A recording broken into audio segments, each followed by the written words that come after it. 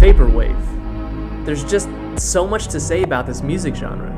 And you guys know what Vaporwave is, right? You've probably heard the song Macintosh 420.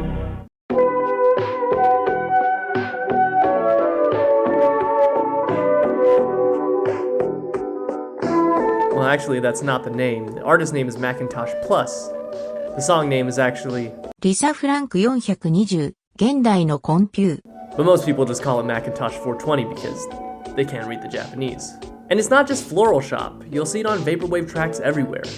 I mean, yeah, sometimes you'll see some other Asian languages in there, but it's mostly Japanese. So what is it with Vaporwave's obsession with Japanese culture? Why do we see Japanese characters, Nintendo consoles, and anime everywhere? If you want some examples, look no further than Artsy Music's great channel where he specializes in Vaporwave remixes, overlaid with old 80s and 90s anime clips. And yeah, some people will go on to tell you that some of these songs I'm referencing aren't Vaporwave, particularly this guy. But Vaporwave, by its very nature, is kind of hard to define as a genre. For any rules that can be set about what is and what is not Vaporwave, you're always going to find an exception to the rule. For the purposes of this video, I don't really care. Future Funk, Mallsoft, whatever. From now on, I'm just going to refer to it all as Vaporwave. If you want to learn more about what exactly the Vaporwave genre is and the evolution of Vaporwave music, there are a lot of other videos you can watch, but that's not what I'm going to focus on in this video.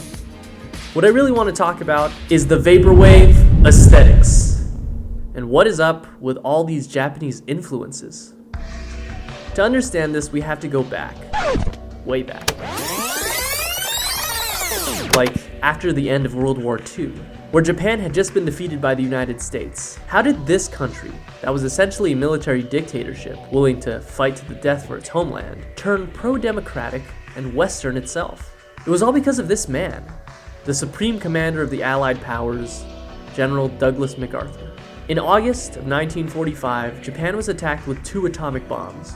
Following the surrender of Japan, General Douglas MacArthur was appointed by President Truman to deal with the social, political, and economic fallout of post-war Japan.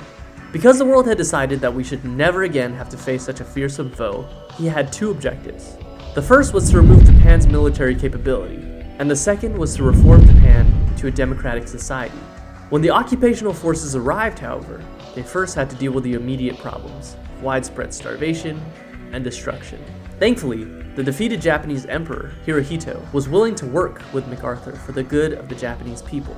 This democratization was put in place little by putting less emphasis on war, militarism, and nationalism, and more on pacifism, democracy, and social equality, such as education for women. From the eyes of the United States, the threat slowly shifted from the Japanese and the Germans to the Soviet Union, and the US desperately needed a strong ally on their side in this fight.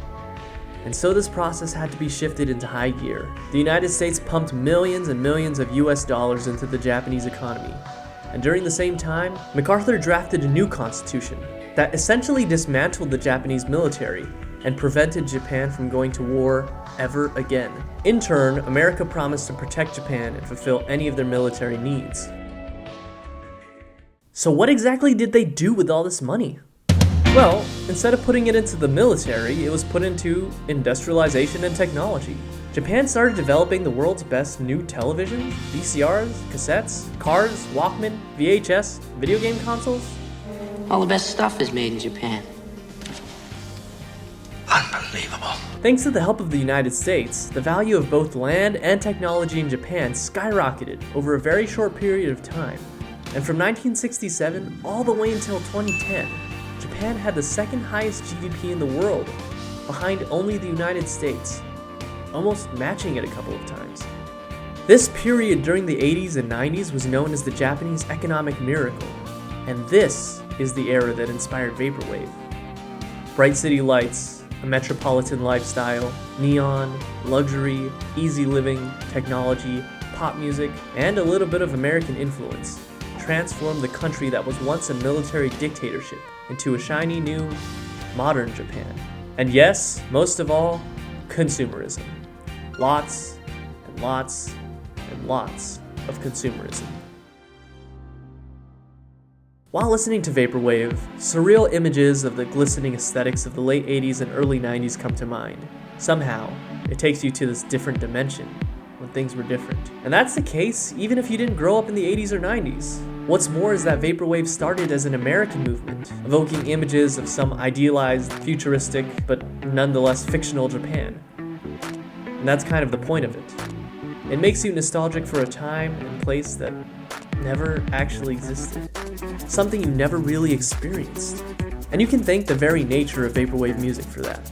It takes a beat from a pop song or other sounds like, I don't know, waking up at 2 a.m. to a weather channel.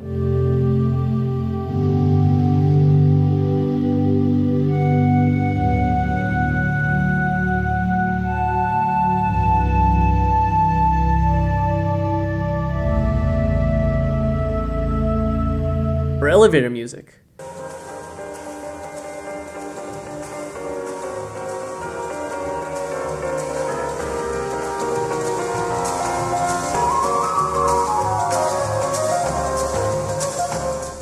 And then it remixes it into a form where you can tell what it is. It's familiar, but at the same time, it's different. The word vaporwave comes from the term vaporware, a term used in the computer industry to refer to a computer hardware or software that is announced to the general public, but is never actually manufactured nor officially canceled. It just disappears without a trace. Kind of like the bygone era it's supposed to represent.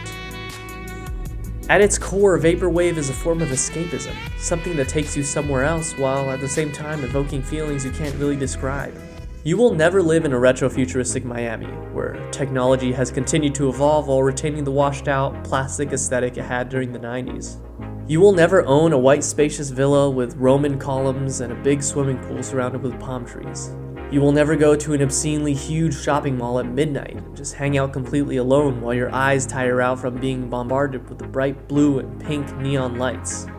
And the only thing you hear is the buzzing elevators and soft jazz music playing in the background.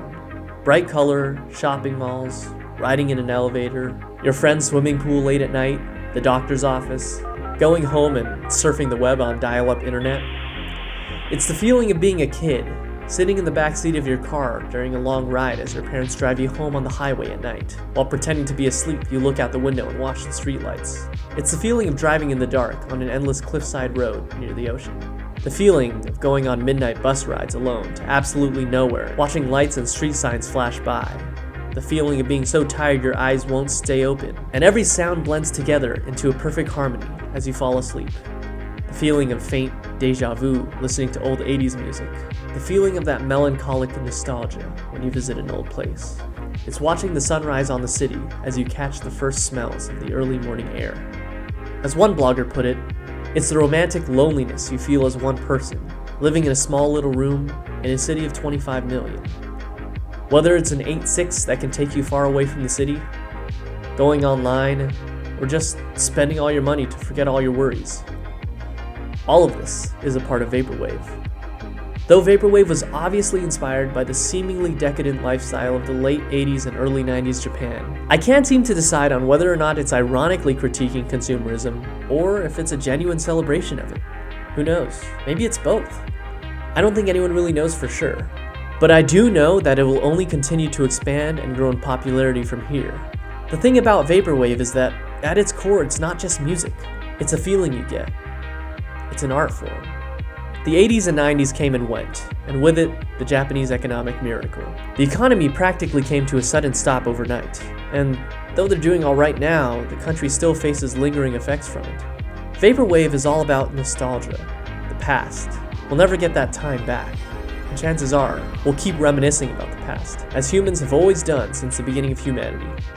And guess what? In a few decades, people will look back at the late 2010s and say the same thing.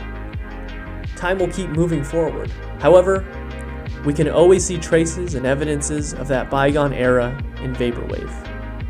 And Vaporwave is not dead.